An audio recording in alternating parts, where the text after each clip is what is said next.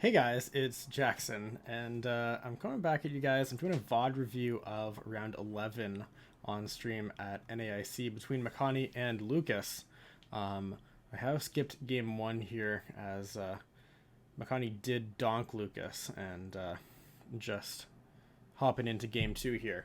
So it looks like McConey's got triple Dreepy down with a fire energy. Lucas opens the Mew, which is actually very, very good for us as the Dragapult player. That is the 1/2 prize Pokemon that can be Burning Darkness for a prize card, for 2 prize cards immediately. So pretty happy to see that come down as the opening Pokemon. Looks like Lucas has a pretty playable hand here, but not anything super fantastic. Got the Ultra Ball. Going to do a little prize check here, see what he ends up grabbing. In the prizes, has the Counter Catcher, has the Curlia. Actually pretty important to note, the Counter Catcher is only one, there's only one Counter Catcher in this list, so it's actually a very, very big deal. Lucas is going to have no access to that. It is the top left prize card, so probably no access for the entire game, and also having that copy of Curlia prized makes it a little bit more difficult to set up using the TM Evo here. So we're going to see the Ralts hit the board here. We'll see where Lucas goes from here. Get a quick shuffle in here. And so energy, we got the Evo onto the Mew. I'm going to use restart, grab that one card there. I think there's an Iono in hand as well. And yeah, Iono going to be played. So we see the double Ralts on the board. McConey's going to pretty quickly pick up the information that a Curlia is either prized or is in Lucas's hand already. Can't Evo if it's in the hand, can't Evo if it's in the prizes. So one of the two. So that's good information to have. Can definitely be important if we're targeting after the Gardevoir line. Also pretty important to note, if Lucas goes Evo here, McConey has the option to go Badoo, knowing that one of the 2 Gardevoirs are already in the discard pile. So it actually makes it pretty difficult for Lucas to make a Gardevoir here. So we could potentially see that. Lucas is going to grab that monkey there, of course, trying to get a few monkeys on board. In this early game, it's really just about getting some monkeys down, getting some dark energies, building Gardevoir, getting psychic energies in the discard pile. And the dark energy on the Mew might seem a little bit weird, but it's honestly okay because Lucas is playing the 4 copies of dark energy. And we actually really like Mew EX in this matchup as the Gardevoir player. So if it does survive, we're pretty happy to have it on the board because copying both Burning Darkness and Phantom Dive are both very, very good attacks for this matchup. So just going to see the one Curly hit the board. McConey is going to fire off a Recon Directive, choosing to evolve the bench. Dracloak, want to keep our resources a little bit spread out, a little safe on the bench there. I think that's pretty reasonable. McConey has his first deck search here. We'll see what we grab here. Looks like we got 2 Luminous, 2 Ionos prize. So actually pretty impactful prizes. Double Luminous means it'll be very difficult for us to set up Monkey Dory as the game progresses, which can be pretty important. Not as much for sending damage back, but more so for healing damage on our side of the board. Could potentially set up Phantom Dive knockouts on Curlia as well. But because Lucas is opting not to play a copy of Drifloon, oftentimes the Monkey Dory doesn't get as much value in this matchup. So I'm going to see the Arven here come down, see the Evo come out, which makes perfect sense. We just want to get our board established. If we have access to the Evo, we should be looking to go for it in the early game here. We got a Dracloak prized as well, so just having the ability to keep as many Dracloaks in play early as possible is very, very strong. Again, the Badoo wouldn't have actually been terrible in this spot because one of the Gardevoirs is in the discard pile. That being said, Badoo is a big liability. Alright, so back onto Lucas's side here. We see that he's sitting on a bounty of trainers. Double Ultra Ball, Nest Ball, Arven, Iono, but no Psychic Energies. So this is a very challenging position to be in from the Gardevoir side of things. You really want to start getting those energies in the discard pile as soon as you can. Big part of this is going to be getting energies to use Adrenabrain.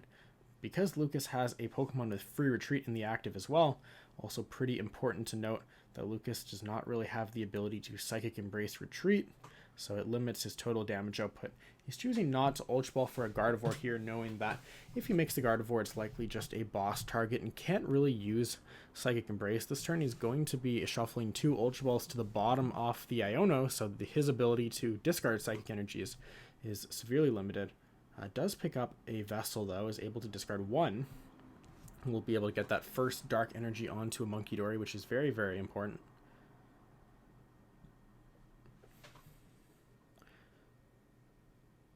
All right, we'll see if the double Psychic is perhaps the choice instead. Looks like he does have access to that Monkey in hand here, but also might be looking to prioritize just getting Psychic Energies in the discard pile. Still pretty important. It's a pretty tough early game to maneuver as the Gardevoir player. You're usually looking for some sort of Mind Bend combination, so I don't actually think you need a ton of Psychic Energies in the discard pile. I'd probably opt to grab the Dark here. It is just very, very important to get multiple Munkidori established. And it looks like Lucas will go with the Dark Energy, which I do agree with. I think that is very important. Oh, he actually has the Secret Box in hand. I did not notice that. So maybe that was playing into it. Just looking for a Secret Box discard target, but already has the double Psychic in the discard pile. So we're now going to see the Secret Box come out. Now might be regretting not putting the Gardevoir in play at least a little bit. Eyeing up the Ultra Ball here maybe is going to get the Gardevoir in play after all.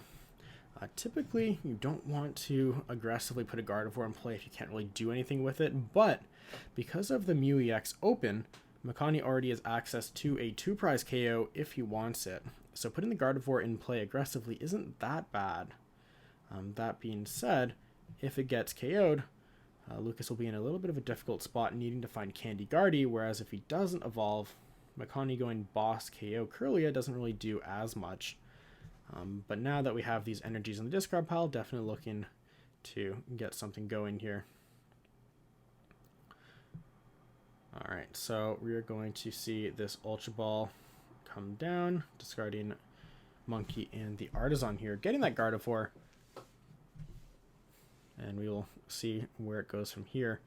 He did not put the Artisan in play, choosing to discard the Artisan. Something you can often see on these early turns is some sort of Scream Tail play to take a KO. But whether Lucas actually takes a prize card, I think is still up in the air. He may choose not to take any prize cards, looking to deny Countercatcher, knowing that if he does take prize cards, it's very likely that McConey will respond with Countercatcher Charizard, knocking out the Gardevoir, which puts him in a pretty difficult spot right off the rip. So instead might opt for like a Mind Bend for 60, keeping the Dreepy alive and then spreading some damage with Adrenabrain somewhere else. So we do see the Monkey hit the active. Probably going to send this Adrenabrain onto... Oh, I was going to say potentially onto a Charmander, but does choose to knock out the Dreepy. I'm not sure if I'm a huge fan of this. This puts him in a pretty rough spot if McConey just simply has Charizard plus Countercatcher. You can respond with a Mind Bend, but McConey still has access to his Rescue Board, so can then look to use Rescue Board to move the Charizard attack with Dragapult. And then if he has a boss, he potentially even goes down to 2 prize cards. So McConey is going to use his Recons, finds a Luminous off the first one, and then finds a Dracloak off the second one. So the Dracloak being KO'd actually ends up being pretty relevant there. I do see the Countercatcher and the Ultra Ball though, so he does have the combo. Might be looking to Ultra Ball and discard some of those dead cards. So grabs the Bidoof. Gonna look for that Charizard here. And then get into that Infernal Rain. Very, very impactful here. Could actually just look to put all 3 onto the active Charizard here. There you go. Because after he knocks out this Gardevoir, he knows that Lucas's most likely response is to use Mind Bend. So in anticipation for that, can just put the 3rd Fire Energy on the active and then is able to move the Charizard. Only risk of this, however, is we do know that all 5 Fire Energies are now committed, and there are 2 Luminous Energies in the prize cards, so McConey's energies are getting a little bit spread thin. That being said, Lucas's prize is only copy of Countercatcher, which makes it pretty difficult. McConey actually has a Rescue Board here as well, so very, very strong turn. Gets the full setup here. Mind Bend is now almost completely useless. He has the entire Zard play set up, So is able to, move the Charizard very, very freely. Makes me wonder whether it's actually even worth it to use Mind Bend this turn, since McConey has, in a sense, almost overhedged for this potential Mind Bend. However, again, it is very, very impactful. McConey might know at this point that Lucas's list is only on one counter catcher as well. If that's the case, Lucas doesn't have a ton of other options. It's really just Mind Bend or find like Candy, Guardy, Screamtail, which is pretty difficult to find. And we see an Iono hit the board here. Not a super powerful Iono here. So yeah, again, Lucas has been put into a pretty tough spot here. So not a huge fan of the fact that he knocked out that Dreepy. Has put himself into a pretty rough spot. These faster games typically work out in the favor of the Charizard player. As a Gardevoir player, you do want to play a little bit slower of a game. You get the multiple Monkey Dories in play. You're able to really gain your advantage over using Adrenabrain turn after turn, whereas the Charizard player is really just taking one KO every turn. So going into an aggressive game like this makes it pretty challenging, especially because now you're kind of at the mercy of, double Dracloak, where, if McConey finds Dragapult Boss, well, this is just a terrible position to be in. And we might even be looking at something like a Adrenabrain as well. That bench spot is still open, so if McConey's able to find a Monkey Dory and a Luminous, could potentially use Phantom Dive to knock out the bench Ralts or Kirlia. And so now, as a result, we see Lucas debating on this Bravery Charm. Could put it on the Ralts to now play around this potential Hawlucha or Monkey Dory play, which I think is very important, especially because Lucas is unable to make a Kirlia this turn unless he is able to draw into a bunch of pieces. Although does choose to drop the second Ralts potentially. If he drops the second Ralts, the use of the Bravery Charm almost completely goes away. So if that was the case, definitely would have liked to see the Bravery Charm land on the Mew there to take it out of Phantom Dive range. That would take everything on his board that is a 2-prizer out of Phantom Dive range, so Boss Phantom Dive would be much less impactful. So we see the Flip the Script hit, and now Lucas is going to continue manually powering up this Mew EX, which is very, very smart, because if you can't make a Gardevoir, you can still attack a Mew EX, which is a very, very powerful attacker in this matchup. You can use Burning Darkness for 240, maybe even 270 next turn, or copy Phantom Dive if he gets the Clefairy to score a knockout there, and then could look to turn the prize trade from there. So I didn't get a huge glimpse on McConey's hand, but finds the Super Rod, which is a very strong pickup. He has plenty of fire energies that he would like to get access to. He has one in the discard and then will potentially retreat one as well. So definitely having access to that rod is very impactful. Gets the third Dracloak as well, which is awesome, and then finds the Dragapult. And takes the Dragapult, now is in a fantastic spot, has access to that Dragapult to fire a Phantom Dive off. If he has the Boss, even better, we just take out the Mew EX. We're now going to be down to 2 prize cards. Lucas doesn't have a ton of options. And we have the Monkey with the Luminous.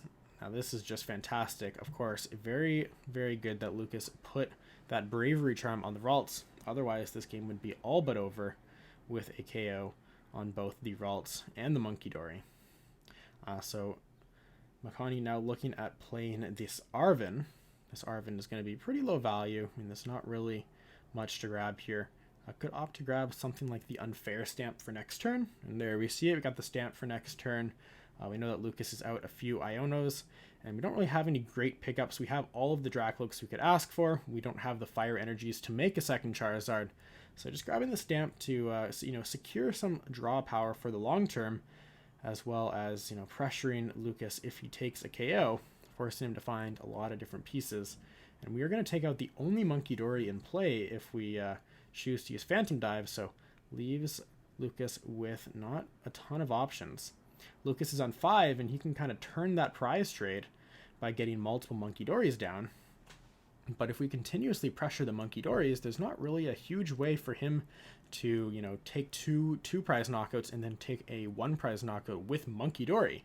Especially now that we have our own Monkey Dory in play, we can continuously just heal our Pokemon, make sure that they stay out of range. And so McConey is going to send this Damage to the Void and actually chooses to use Dragon Headbutt. I actually quite like this a lot. Didn't even really think about the math adding up there, but using Dragon Headbutt is very, very powerful because this takes away Lucas's ability to use Phantom Dive to kind of fix his own prize trade. So very smart from McConey here. Also knowing that if this Mew EX attacks, we simply have a Charizard in the back. We're going to go down to 1 prize card. It's going to make it very, very difficult for Lucas. But Lucas does have a ton of draw power to work with this turn. I mean, we are looking for a lot of things, though, to really stabilize our board. Our prize map isn't very easy to obtain at this point. We're going to need some stuff to go our way, potentially knocking out this Dracloak and then looking for a Mind Bend on the Charizard, perhaps. McConey is pretty far behind on attachments if that happens. I actually think I would have liked to see McConey play this Super Rod. One of the ways that we can lose this game as McConey is just not having attachments, and with all 5 fires and 2 Luminous committed and the rescue board, it's very possible that McConey could get Screamtail trapped. Of course, Lucas has prized this counter catcher, but still has access to the boss, so could make it happen, and putting some fire energies back into the deck would be a nice hedge for that, and we don't really need that 3rd fire energy that badly, so I'm okay with kind of just doing it right now. So we're going to see the Flip the Script fired off. I'm going to see some energies picked up. I think he has a research. Okay, so the energies are definitely a nice sight. We do see the Screamtail as well, but with no counter catcher in the deck, this Screamtail's power is largely useless. Screamtail taking 1 prize card is okay, but I mean, another Dragon Headbutt can come out, and then we're simply looking at a Charizard attack for game. We could see a Mew EX knockout on the Charizard, but then a Phantom Dive just comes out as well if McConey is able to stream some attachments. But as Lucas, we're definitely trying to force a whiffed attack because McConey is very ahead, but could definitely exploit some of the energy weaknesses that McConey currently has. Lucas is debating dropping this Ralts here. I don't know if we necessarily need it. I think if this Ralts or this Gardevoir goes down on our side of the board, we're probably losing anyways, and that Ralts could be a very easy prize card for a 3-prize Phantom Dive.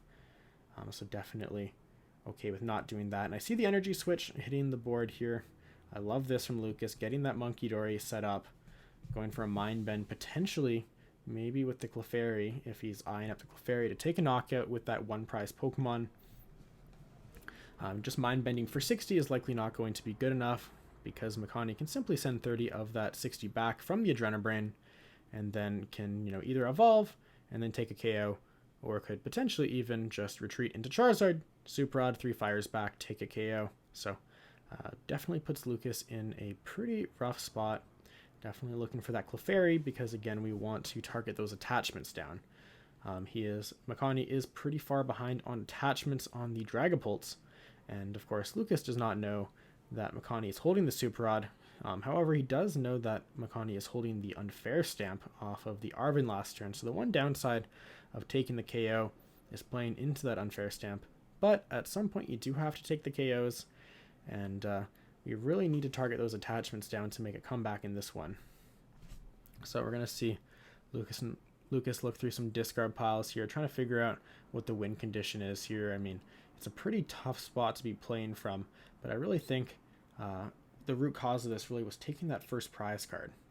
Getting that first Gardevoir KO'd put Lucas into a spot where he had to play pretty reserved, playing from behind here. So he's going to Psychic Embrace onto this Mew. I think looking to set up the Mew in case the Gardevoir is KO'd here. This is something that you will see pretty commonly in this matchup, is just looking to preload the Mew with the idea that if the Gardevoir is taken out, then they can simply use the genome hacking to knock out the Charizard.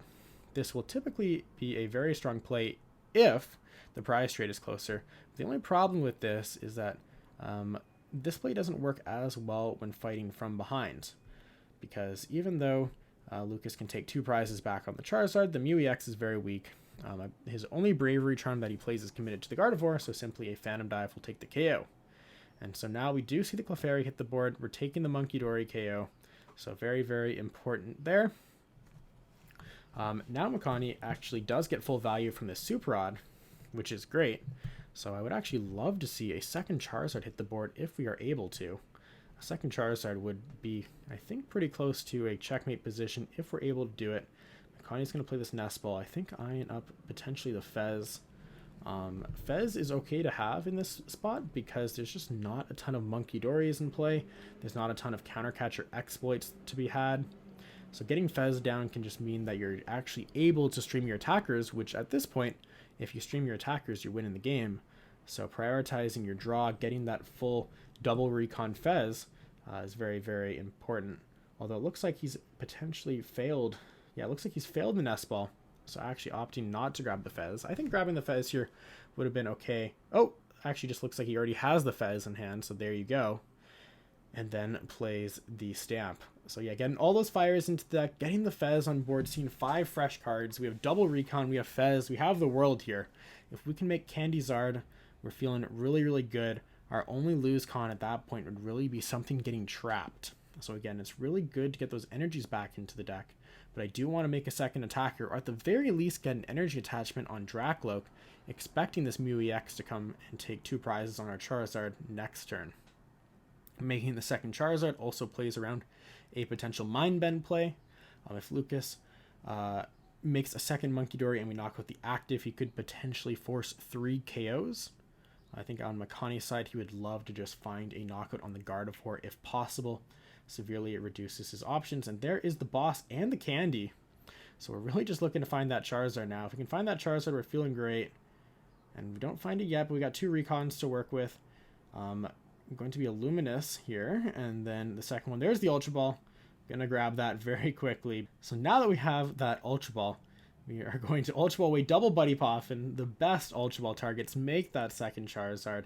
We got the energies, so we're gonna get that Infernal Rain going, get that second Charizard powered up.